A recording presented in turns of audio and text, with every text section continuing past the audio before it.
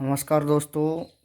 कुछ दिन पहले मैंने एसएससी सीजीएल मेंस में आए हुए कुछ क्वेश्चंस व्हाट्सएप पे सेंड किए थे सभी विद्यार्थियों को। तो उनका सॉल्यूशन देखते हैं।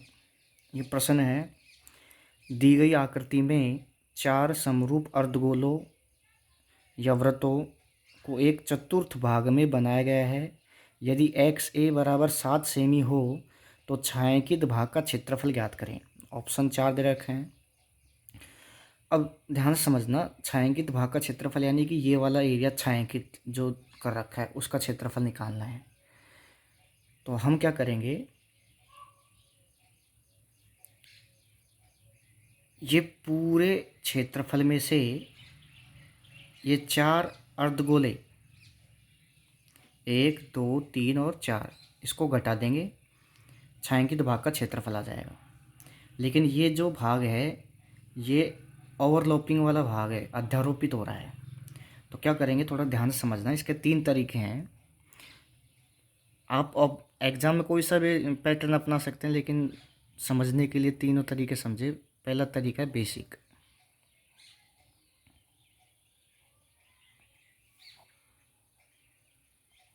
मेथड फर्स्ट में क्या है, पहले समझिए। जैसे एक ये व्रत है पूरा,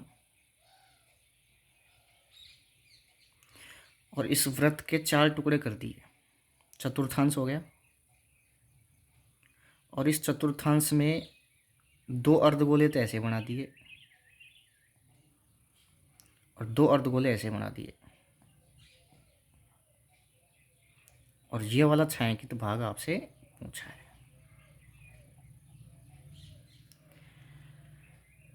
तो आप समझ रहे होंगे, पहले तो पूरे व्रत का चौथा भाग निकालना है, ये वाला।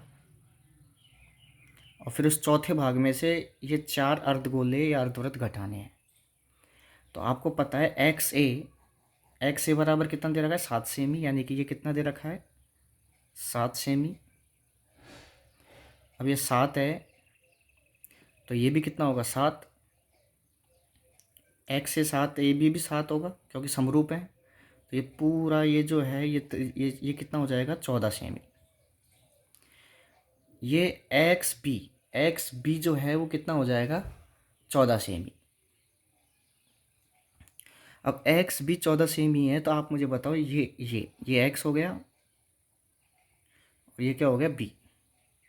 तो ये एक्स भी कितना हो गया, 14। अब मुझे बताओ, जिस वृत्त की त्रिज्या 14 है, तो मैंने जिस विद्यार्थियों ने मेरे से मेंसुरेशन पढ़ा है उनको मैंने दूसरे तरीके से पढ़ाया था कि 7 अगर किसी वृत्त की त्रिज्या है तो परिधि 44 होती है, क्षेत्रफल 154 होता है। 14 अगर त्रिज्या है तो परिधि 88 होती है, क्षेत्रफल 616 होता है। तो 14 त्रिज्या हो गई, तो इसका मतलब इस पूरे वृत्त का क्षेत्रफल कितना हो गया, 616।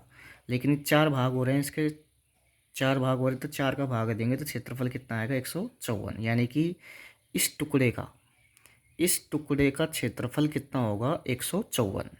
अब उस 154 में से आपको 1 2 3 4 ऐसे ही ये वाला, इसमें देखिए ढंग से, इनको घटाना है। तो आप मुझे बताओ कि ये 7 है भाई, एक्स ए ये 7 है, तो ये भी कितना होगा, 7। अब ये अगर 7 है, ये 7 है, तो इसकी त्रिज्या कितनी होगी, 7/2। कितनी होगी, 7/2। अब मुझे बताओ, अर्धवृत्त के लिए मैंने बताया था आपको। अर्धवृत्त के लिए क्या बताया था कि अगर त्रिज्या 7 है अर्धवृत्त की, तो उसकी परिधि कितनी होगी, 36, और क्षेत्रफल कितना होगा, 77। 7 अगर त्रिज्या है तो परिधि 36 होगी, क्षेत्रफल कितना होगा, 77। अब मान लीजिए इसकी त्रिज्या 7/2 है, यानी कि त्रिज्या आधी हो रही है, 7/2, तो परिधि भी आधी होती है, 36/2। और क्षेत्रफल 4 का भाग लगेगा। त्रिज्या 1 डायमेंशन होता है, तो त्रिज्या में अगर 2 का भाग लग रहा है तो क्षेत्रफल में 4 का भाग लगेगा, यानी 77 बटे कितना हो जाएगा, 4। तो 77/4 इसका क्षेत्रफल। πr²/2 भी कर सकते हैं बेसिक से, लेकिन ये थोड़ा आसान होता है जल्दी में। तो 77/4 एक अर्धगोले का है। तो कितने अर्धगोले हैं, 1 2, इसको पूरा ले लो 3, और इसको पूरा ले लो 4।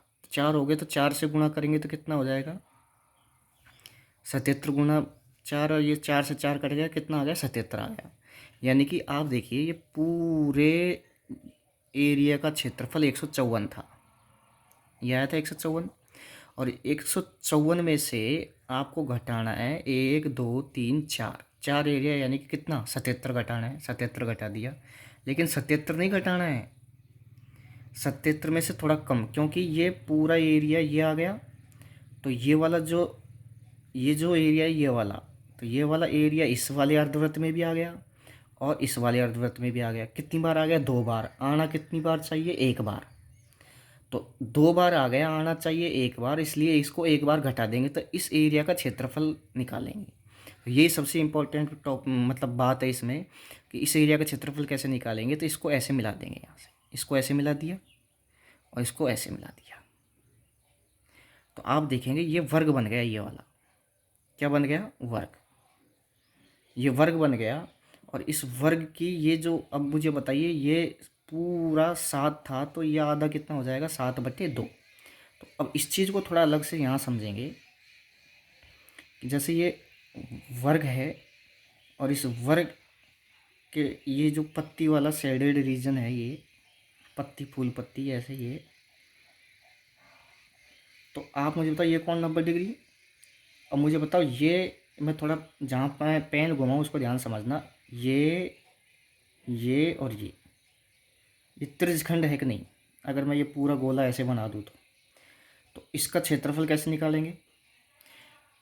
इसके क्षेत्रफल में, और इधर से ये,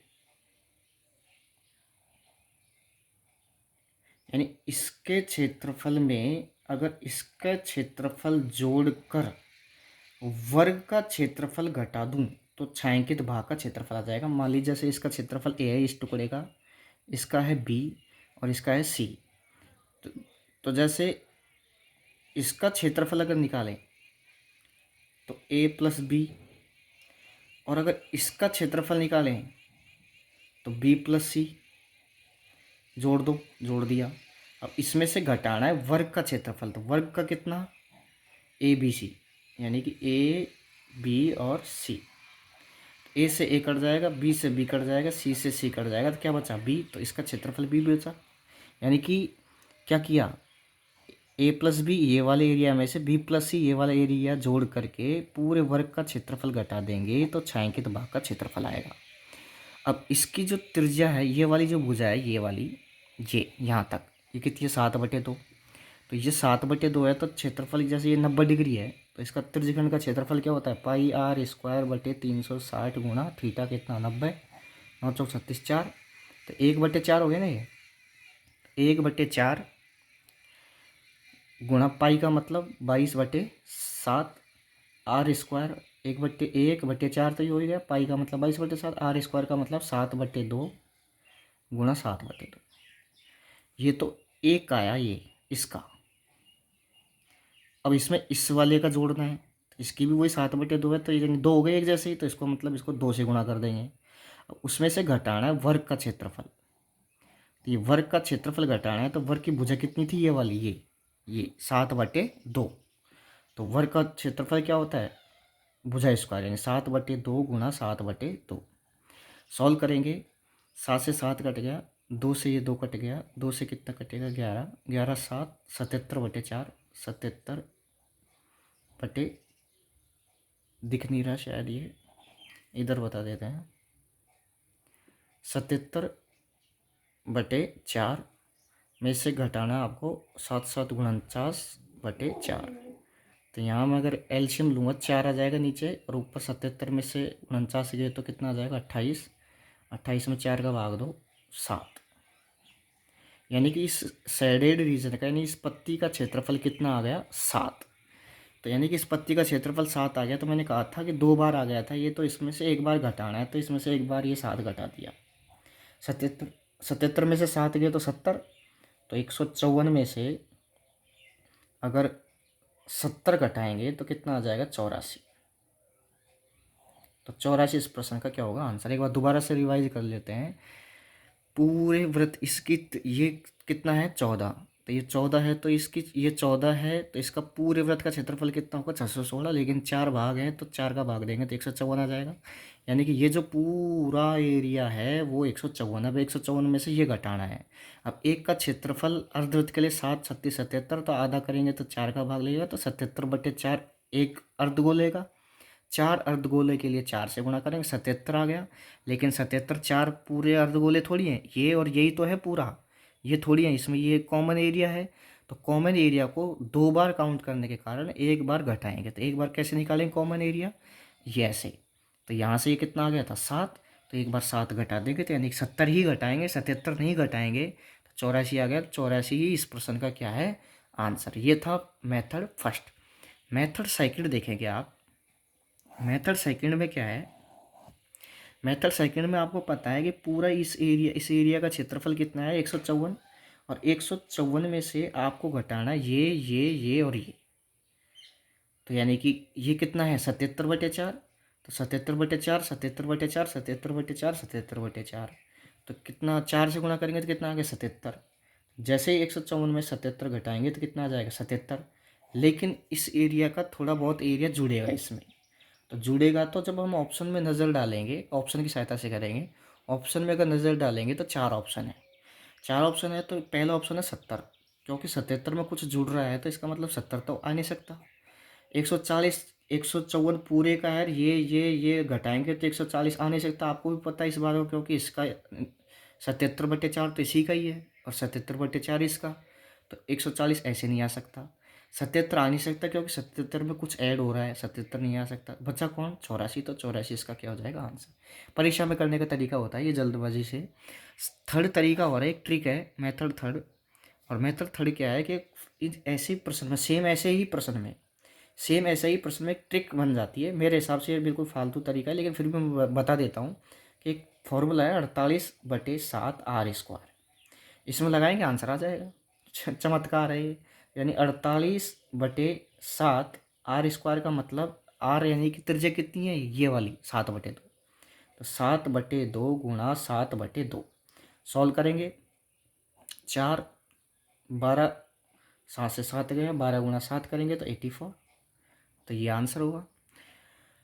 तो यहाँ पर कुछ मैंने समझाने का प्रयास किया, अगर समझ में आए तो इस छोटे से चैनल को सब्सक्राइब करें तो धन्यवाद। आगे भी मैं बनाता रहूँगा वीडियो, नेक्स्ट प्रश्नों को और सॉल्यूशन डालेंगे। धन्यवाद।